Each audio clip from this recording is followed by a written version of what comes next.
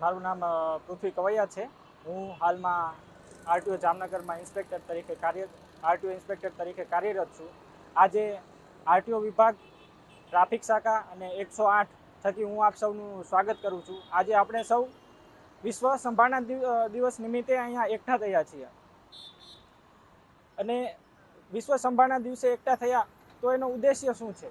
તો પહેલાં તો વાત કરીએ કે આજ રોજ તમે જુઓ, રોડ પર દિન પ્રતિદિન વાહનોની સંખ્યા વધી રહી છે. દિન પ્રતિદિન રોડોની સંખ્યા વધી રહી છે. એટલે જાહેર છે કે દિન પ્રતિદિન એક્સિડન્ટની સંખ્યા બી વધવાની છે. રોડ પર વાહનોની સંખ્યા વધવાના લીધે એક્સિડન્ટની સંખ્યા બી વધવાની છે. તો કઈ રીતે આપણે ને એક્સિડન્ટની સંખ્યા વધે છે, સાથે સાથે રોડ એક્સિડન્ટમાં મૃત્યુ પામનારાની સંખ્યા પણ વધવાની છે. તો આપણે કઈ રીતે આ વસ્તુને કંટ્રોલ કરી શકીએ?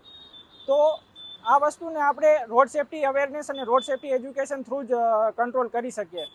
તો એ ઉદ્દેશ્યથી આજે આપણે વિશ્વ સંભાળના નિમિત્તે સૌ એકઠા થયા છીએ કે આપણે એકઠા થઈ અને પોતે રોડ સેફ્ટી અવેરનેસ ફેલાવીએ, પોતે રોડને લગતા નિયમોનું પાલન કરીએ અને આપણા આજુબાજુના લોકોને રોડ સેફ્ટીના રૂલથી અવગત કરાવીએ અને એ લોકો બી રોડ સેફ્ટીના નિયમોથી અવગત થાય.